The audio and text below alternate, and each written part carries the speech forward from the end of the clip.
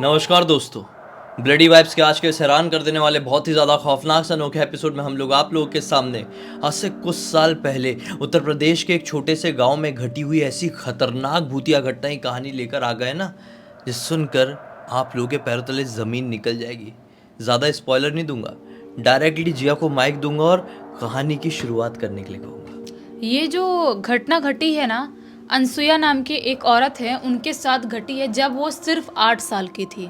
सिर्फ उनके साथ नहीं घटी थी, उनकी मामा की लड़की है, उनकी कजिन सिस्टर, उन दोनों के साथ ये घटना घटी थी और इतने बुरे लेवल तक घटी थी कि पूरे घर वालों ने हाथ खड़े कर दिए, पूरे गांव वाले हाथ खड़े कर दिए थे कि शायद हम इनको बचा नहीं पाएंगे, इनकी ज़िंदगी पूरी तरह से बर्बाद हो चुकी है, ऐसा वाला हो गया था। बहुत ही ज़्यादा खौफनाक घटना थी ये। सबसे पहले हमको अनसुया के बारे में जानना पड़ेगा। जो अनसुया जी हैं वो थी, उनका एक छोटा भाई था और उनके मम्मी पापा अपने घर में आराम से अपनी ज़िंदगी काट रहे थे।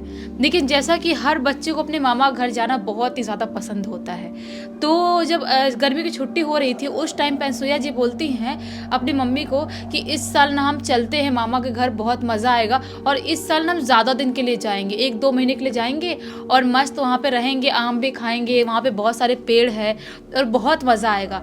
तो अनसुया की मम्मी बोलती है ठीक है चलो, हम लोग चल तो रहे हैं लेकिन हम लोग जल्दी ही 10-12 दिन में वापस आ जाएंगे और तुमको रुकना हो तुम रुक जाना, तुम्हारी बहन है ही वहाँ पे, मामा की लड़की थी। तो ऐसा ही होता है, अनसुया बहुत ज़्यादा खुश हो जाती है। उसके बाद ये पूरे फैमिली वाले लोग इसके मामा के घर जाते हैं। मामा के घर पे एक मामा जी थे, मामी जी, और उनकी एक लड़की थी जिसकी उम्र यही 12-13 साल की थी, 12-13 साल की उम्र थी और इससे थोड़ी बड़ी थी अनसुया से। तो ये लोग ना बहुत साथ में अच्छे से खेला वाला करते थे और लेकिन ना इनके घर पे एक दुख का माहौल ऐसा वाला था कि जो अनसुया की जो मामी थी ना, वो हमेशा डिप्रेशन में रहती थी, हमेशा रोती रहती थी, क्योंकि इनके जाने की यही 4-5 महीने पहले ही उनका एक छोटा बच्चा था 3 महीने का जो ऑफ कर गया था। तो उस बच्चे के गम में वो बहुत ज़्यादा रहती थी, क्योंकि इतने साल बाद उनकी लड़की इतनी बड़ी हो गई थी, उसके बाद उनको एक और लड़का हुआ था, तो इसलिए बहुत दुख में रहती थी, हमेशा रोती रहती थी। अनसुया से इसकी मम्मी से सबसे बातें शेयर करती थी कि उसकी बहुत याद आती है, 3 महीने का हो गया था, उसके बाद वो मरा, बहुत ही ज़्यादा डिप्रेस्ड थी। लेकिन ऐसा करते करते 10 दिन करीब तक अनसुया के मम्मी पापा और इसके भाई लोग वहाँ पे थे, इसके मामा घर पे। उसके बाद वो लोग अपने गाँव में चले जाते हैं और ये जो गाँव था ना, ये बहुत ही छोटा सा और बहुत ही सुंदर सा गांव था, जो इसके मामा गांव था अनसुया का। वहाँ पे ये लोग बहुत एंजॉय करते थे। अनसुया, उसकी बहन गीता, ये दोनों बहुत ही ज़्यादा खेलते थे, गांव में जाते थे, गांव में झूला लगाते थे, जो पेड़ पे झूला लगाते हैं ना बड़ा बड़ा, वो वाला झूला लगाते थे, वहाँ पर भी खेलते थे और मस्त पेड़ पर चढ़ जाते थे, आम वाम खाते थे, ऐसा वाला करते थे। इनकी ज़िंदगी मस्त ऐसे ही निकल गई थी। अभी अनसुया के यहाँ पे रहते रहते 20-25 दिन का टाइम हो जाता है। अब इसको अंदर अंदर ऐसा भी लग रहा था, यार अब मम्मी पापा कभी आके लेके ना चला जाए, मुझे बिल्कुल भी जाने का मन नहीं है, बहुत मज़ा आ रहा है, मैं और गीता दीदी कितने अच्छे से खेलते हैं, कितना मज़ा आता है यहाँ पे। लेकिन एक दिन की बात है, एक दिन शाम के टाइम में ये लोग खेल के अपने घर आते हैं, तभी जो अनसुया की मामी थी वो इन दोनों को अपने पास बुलाती है। पास बुला के बोलती है, एक ग्लास था, ग्लास में दूध था, इनको दूध हाथ में देती है और बोलती है कि बेटा तुम्हें पता है ना जो तुम्हारा भाई था वो कहाँ पे दफनाया गया है। तो ये लोग बोलते हैं हाँ हाँ पता तो है। इनके गांव में एक स्पेस था जो इनके घर से थोड़े दूर पे था, जहाँ पे जितने भी बच्चे नवजात होते थे, कम उम्र के बच्चे, 10 साल से कम के बच्चे, उनको वहाँ पे दफनाया जाता था अगर ऑफ करते थे तो ये लोग बोलते हैं हाँ पता तो है। अनसुया बोलती है हाँ मम्मी मुझे तो पता है, मैं तो गई हूँ, दिन में कई बार गई हूँ मैं। तो बोलती है मामी कि एक काम करो, तुम लोग ना ये दूध ले जाके वहाँ पे रख के आ जाओ, मैं चाहती हूँ कि मेरा बेटा जहाँ पर भी दुनिया में है वो दूध पी ले, मुझे बहुत उसकी याद आती है। पता नहीं क्यों अनसुया की मम्मी को ऐसा लगता है कि वो शायद मरने के बाद दूध पिएगा, ऐसा वाला होता है।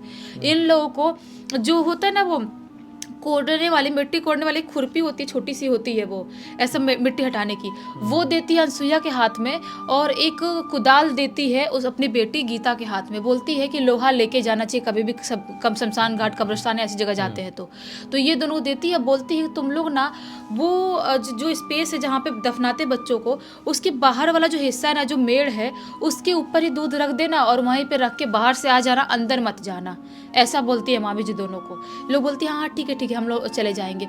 ये शाम का टाइम था, शाम के 6:30 बजे करीब का टाइम था। ये लोग निकल जाते हैं वहाँ पे जाने के लिए जहाँ पे बच्चों को दफनाया जाता था। वहाँ पे लोग पहुँचते हैं, खेलते कूदते मस्त। उसके बाद ये लोग वहाँ पे पहुँचते पहुँचते अच्छा खासा अंधेरा होने का टाइम हो गया था। जैसे शाम का टाइम होता है ना दिया हुआ जलाने का, वो वाला टाइम हो गया था। ये लोग वहाँ पे जाते हैं। वहाँ पे जाते अंशुया बोलती है, देखो ना दीदी, यहाँ पे कितने सारे बच्चों को दफनाए होंगे ना, देखो सबका ऊंचा ऊंचा बना के रखे हैं। अपना भी भाई तो यहीं पे दफनाया गया होगा ना। लेकिन मुझे याद नहीं आ रहा है कि अपना भाई को किस कब्र में दफनाए हैं, उसका समझ में नहीं आ रहा है। जो इतना सब ऊंचा ऊंचा दिख रहा है, इसमें से अपने भाई का कौन सा होगा। तो गीता बोलती है, मुझे भी नहीं पता, जब उसको दफनाए थे मैं भी साथ में नहीं आई थी किसी के, मुझे पता तो नहीं है। तो गीता बोलती है, काम करते हैं, यही मेड़ पे रख देते हैं दूध और हम लोग वापस चले जाते हैं, जैसा कि मम्मी ने बोली थी। तो ये बोलती है अनसुईया कि नहीं दीदी, कैसी बात कर रही हो आप, ऐसे अगर रख के जाएंगे तो भाई दूध कैसे पिएगा, इतना दूर रखेंगे तो। अगर हम कब्र खोद के उसकी वहां पे रखेंगे तब तो पिएगा ना वो अच्छे से। अनसुईया ऐसा बोलती है। तो गीता बोलती है, नहीं नहीं पागल है क्या, कब्र कैसे खोदेंगे, अब पता कैसे चलेगा कौन सा कब्र है। तो ये बोलती है अनसुईया की जो सबसे छोटा सा मिट्टी जो ऊंचा हुआ है ना, वो अपने भाई का हो सकता है, क्योंकि अपना भाई तो छोटा था, गोदी में था ना। तो बोलती है गीता, हाँ हाँ हो सकता है, वो उसकी उम्र 12-13 साल की, उसको कहाँ इतना दिमाग रहेगा। तो वो बोलती है, हाँ हाँ ठीक है चलते। जो कुदाल था ना, उससे अनसुईया और गीता मिलके एक कब्र था छोटा जो बनाया गया था बच्चों के लिए, उसको खोदना चालू कर देती है, उसको खोदने लगती है। अभी ये लोग खोद रही हैं, अच्छा खासा इतना गड्ढा तक खोद देती है और वहां पे जो ग्लास का दूध था उसके अंदर रख देती है। लेकिन जैसे ही ये लोग वहां पे ग्लास का दूध रखती है, वैसे ही पीछे साइड से इनको महसूस होता है कि कोई बहुत जोर से हंसा, बहुत जोर से हंसा और एकदम क्रिपी आवाज में हंसा। और ये टाइम जो था अंधेरा हो चुका था अभी ये सब कुछ करते करते। तो ये बहुत घबरा जाती है। अनसुईया भी छोटी थी, गीता भी छोटी थी। बोलते पीछे मुड़ के देखते कौन है, कुछ समझ में नहीं आ रहा है। तो सोचते कौन हंसा ऐसे, कोई भूत तो नहीं आ गया, पहले इनके दिमाग में यही आता है। लेकिन तभी गीता बोलती है, एक काम करते हैं अनसुईया, हम चल लेते हैं, यहाँ पे अब शाम का टाइम हो गया, ज़्यादा टाइम रुकना ठीक नहीं होगा। ये लोग उस एरिया से बाहर निकल के जैसे ही आने वाले थे, वैसे ही उनके सामने उन्हें एक बहुत ही ज़्यादा अजीबोगरीब टाइप का इंसान खड़ा हुआ दिखाई देता है, जो एकदम लंबा था। उसकी बॉडी देख के बिल्कुल भालू टाइप दिखाई दे रहा था, लेकिन वो बॉडी से शक्ल से इंसान जैसा था। उसके बहुत लंबे लंबे बाल थे और उसकी शक्ल बहुत ही ज़्यादा भयानक थी। उसकी आँख बिल्कुल लाल सी चमक रही थी और एकदम खूंखार तरह से ऐसे करके घुर्रा रहा था बहुत ज़ोर ज़ोर से, जैसा कि वो ना इनको अपनी आंखों से निगल जाए, ऐसा इनको देख रहा था। ये दोनों अपना कुदाल और खुरपी ऐसे ही फेंकती है और एकदम ज़ोर से स्पीड में भागते भागते भागते भागते दूसरे रास्ते से अपने गांव में एंटर कर जाती हैं, एकदम भागते भागते चिल्लाते चिल्लाते। ये लोग रोते रोते भागते भागते घर पे पहुँचती है तो मामी पूछती है, क्या हुआ, ऐसे घबराए हुए क्यों आए, तुम लोग को दूध रखने के लिए भेजे थे, क्या हो गया, इतने लेट क्यों आ रहे हो। ये जो अनसुईया थी वो सारी चीज़ अपने मामी से बता देती है। बोलती है, मामी हमने ऐसा ऐसा किया और ऐसा ऐसा हुआ, हमको कोई दिखाई दिया। मामी बोलती है, पागल हो क्या तुम लोग, तुम लोग को बोले सिर्फ वहां पे दूध रख के आने के लिए, तुम लोगों ने क्यों खोदा वहां पे, नहीं खोदना चाहिए था ना। और तुमको पता नहीं वो काम जो नहीं बोला था वो नहीं करना चाहिए था। अब पता नहीं कौन सी मुसीबत घर पे आ जाएगी, कुछ समझ में नहीं आ रहा है। मैं कल पूजा पाठ करवाती हूँ, कुछ करती हूँ। मामी बिल्कुल टेंशन में आ गई कि मेरी बेटी और ये अनसुईया दोनों की तो ऐसे तैसे हो जाएगी। अब उनको पता नहीं कि वो अंदर से ऐसी फीलिंग आ रही थी कि उन्होंने खोद के बहुत गलत कर दिए हैं कुछ। उसके बाद क्या होता है कि ये लोग रात में आते हैं, उसके बाद इतने डरे हुए थे कि ये लोग कुछ खाना वाना नहीं खाते, सोने के लिए चले जाते हैं। सोने के लिए चले तो जाते हैं, लेकिन आधी रात में अचानक से दोनों उठती हैं और जोर जोर से चिल्लाना चालू कर देती हैं। दोनों एक साथ उठती हैं और जोर जोर से चिल्लाने लगती है, अपना सिर पटकने लगती है बिस्तर पे और एकदम घुर्राने लगती हैं। बोलती हैं, मार डालेंगे मार डालेंगे मार डालेंगे, नहीं छोड़ेंगे, मार डालेंगे, इसको नहीं छोड़ेंगे, ऐसे चिल्लाने लगती है जोर जोर से। जो मामी मामा भागते हुए आते हैं, बोलते क्या हुआ क्या हुआ, वो समझ नहीं पाते। मामी तो समझ गई थी क्या हो गया है, कि शायद हो सकता है ये लोग पोजेस हो गई हैं, बुरी तरह से पोजेस हो गई है, क्योंकि इन लोगों ने जो कांड किया उसकी वजह से सब कुछ हो रहा है। इनकी बॉडी बिल्कुल जल रही है, पूरी बॉडी सकड़ा ली है, पूरा उठ रहे हैं। एक जैसा पोजेस इंसान हरकत करता है ना, वैसी हरकत दोनों करने लगी थी और एक साथ दोनों का हो रहा था। अब ये घबरा गए। मामा जी गांव में गए किसी बाबा को बुलाने के लिए, ढूंढने के लिए। एक बाबा जी थे गांव में जिनको ढूंढ के लाए, लेकिन बाबा जी भी कुछ नहीं कर पा रहे हैं, उनको बिल्कुल भी ठीक नहीं कर पा रहे। बाबा जी बोलते कि नहीं, इस शैतान को मैं इनकी शरीर से बाहर नहीं निकाल सकता, क्योंकि ये शैतान बहुत ही ज़्यादा खौफनाक है और इसको जब तक कोई बुलाता नहीं है तब तक वो आता नहीं है, और उसको बुलाया गया है और उसको बुलाने की वजह से आया है, और वो ऐसे नहीं जाएगा जब तक किसी ना किसी की जान नहीं लेगा, ऐसे नहीं जाएगा वो। ऐसा बाबा जी बोलते हैं। अब घर में रोना चालू। अब क्या करें ये लोग, बिल्कुल वो हो जाते हैं कि अब कैसे क्या करें, कुछ समझ में नहीं आ रहा है। और मामी ज़्यादा डर जाती है कि अनसुईया के मम्मी को क्या जवाब दूंगी, अपने घर पे अपनी जिम्मेदारी पे रखी थी, उस टाइम पे फ़ोन थोड़ी होता जो फ़ोन करेंगी, मैं क्या करूँगी, कुछ समझ में नहीं आ रहा है। पूरे रात जागते जागते इनकी हरकतें बर्दाश्त करते करते सुबह का टाइम होता है। दिन भर ये लोग जो उठती थी वो ऐसी हरकत करती थी, वापस बेहोश हो जाती थी, फिर उठती थी पूजा से हरकत करती थी, वापस बेहोश हो जाती थी। दूर दूर से बाबाओं को बुलाया जा रहा है, सब कुछ किया जा रहा है, लेकिन बिल्कुल भी उनकी तबीयत को मिल ही नहीं रहा, आराम ही नहीं हो रहा है। एकदम पतली सी हो गई। उनको ये सब कुछ करते करते पूरे 1 हफ्ते बीत जाते हैं। 1 हफ्ते तक वो वैसे ही बुरी तरह से पोजेस रही, एक दूसरे को मार रही हैं, काट रही हैं, खून निकाल दे रही हैं। उनकी आंख काली हो गई, दांत तक पूरे काले पड़ गए, पता नहीं कैसे दांत काले पड़ गए, जैसा कि उनके शरीर में कुछ हो गया है, बहुत बुरा ऐसा हो गया उनके साथ। वो दोनों का सब कुछ करते करते 1 हफ्ते बीत गए। दूर दूर से बाबा लोग आए, झाड़ फूक किए, कुछ फायदा नहीं हुआ। घर पे पूजा करवाए, कुछ फायदा नहीं हुआ। एक दिन 1 हफ्ते बाद अचानक से दोनों अपनी आंख बंद कर लेती हैं और सबको लगता है कि शायद ये मर गई, क्योंकि दोनों एक साथ बेहोश होती है। उसके बाद डॉक्टर को बुलाया जाता, चेकअप कराया जाता, कुछ उनकी सांस वास नहीं चल रही है। सबको लगा कि खत्म हो गई, मर गई दोनों। जो शैतान था, जो आया था, जो चाहता था, उसने पूरा कर लिया। उसके बाद इसको इन दोनों को सोचे कि अब क्या करे, रोना गाना सब पीटना चालू हो गया। अभी तक अनसुईया घर वाले भी आ गए थे, इतना टाइम हो गया था सब कुछ करते करते।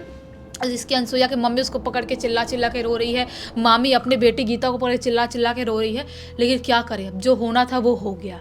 उसके बाद गांव से लोग आते हैं और सब कुछ वो लेके आते हैं ना, वो चिता सजाने के लिए जो भी चीज़ें होती हैं, अंतिम विदाई के लिए कफन वफन सब लेके आते हैं।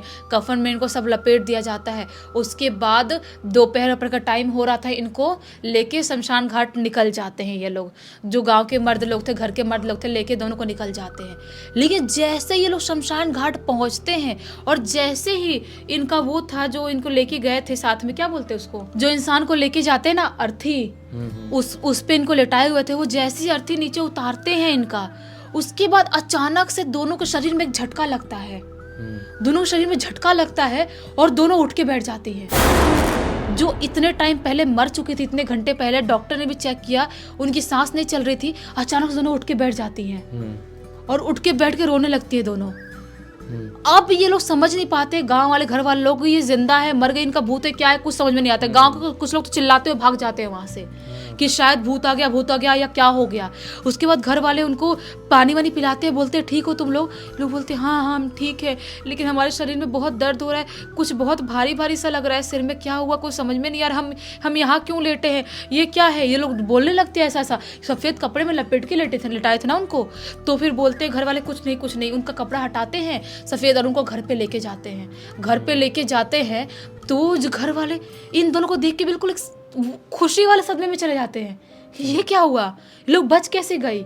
लेकिन अनसुईया की जो मम्मी थी ना, वो जब ये लोग अर्थी लेके गए थे इनका, उस टाइम पे ये घर में पूजा घर जो था वहाँ बैठी थी और हनुमान जी की बोलते ना कि आरती पूजा करते हुए, चिल्लाते हुए, और वो कर रही थी, हनुमान जी को बोल रही थी कि आप कुछ भी हो जाए, मेरी बेटी को अभी भी आप बचा सकते हो, एक शैतान मेरी बेटी को नहीं मार सकता, हमारी बच्चों को बचा लो, कुछ भी हो जाए, हम चाहते, हमारी इकलौती बच्ची थी, हम कुछ भी करके उनको जिंदा कर दो, ऐसा कर रही थी। बहुत टाइम से पूजा कर रही थी अनसुईया की माँ, जिसकी वजह से शायद वो लोग बच पाई थी।